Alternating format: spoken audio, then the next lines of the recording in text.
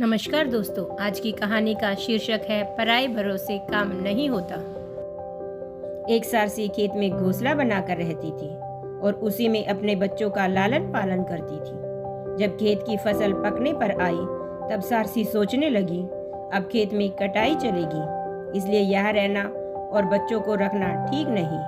परंतु बच्चों ने अभी तक उड़ना नहीं सीखा, इसलिए उसने और कुछ दिन तक खेत में ठहरना ही आवश्यक समझा और बच्चों से कहा, देखो मैं रोज ही घोंसले से बाहर जाती हूँ। अब यहाँ खेत में किसान आएंगे और भांति भांति की बातें करेंगे। तुम ध्यान से वे बातें सुनना और फिर मुझे सुनाना, जिससे मैं समय रहते तुम्हारी भलाई के लिए ठीक ठीक से कुछ काम कर सकूं। एक दिन सारसी घोंसले से बाहर कहीं कीड़े मकोड़े लाने गई थी। कुछ देर बाद वहाँ खेत में किसान आया और पौधे देखते ही बोला, फसल पक गई है, काटने लायक हो गई है। अच्छा चलो, पड़ोसियों से कह दूंगा, वे आएंगे और किसी दिन काट कर ले जाएंगे।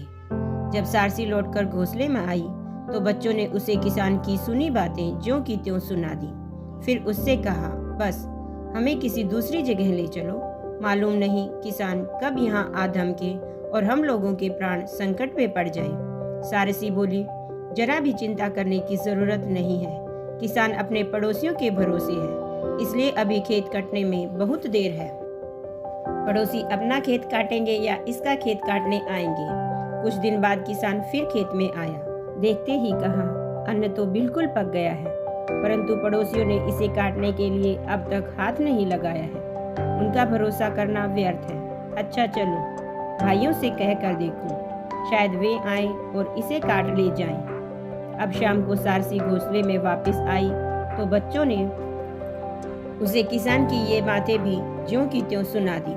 फिर उससे कहना शुरू किया, अब तो हम लोगों को दूसरी जगह ले चलो, अब किसान के भाई खेत काटने आएंगे और हम लोगों के प्राण संकट में डालेंगे। सारसी उसे समझाने लगी, पागल तो नहीं हो गई, चिंता करने की कौन सी बात है, अभी वे अपने खेत काटने में लगे हुए हैं, भला वे अपना काम छोड़कर इसका खेत काटने के लिए क्यों आने लगे।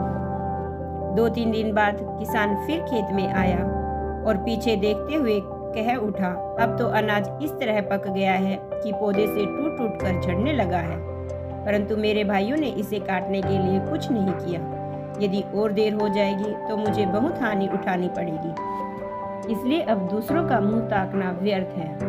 अब मैं अपना ही भरोसा करूंगा और सुबह से ही खेत काटने में भिड़ जाऊंगा। आज भी बच्चों ने सारसी को ये सारी बातें सुनाई।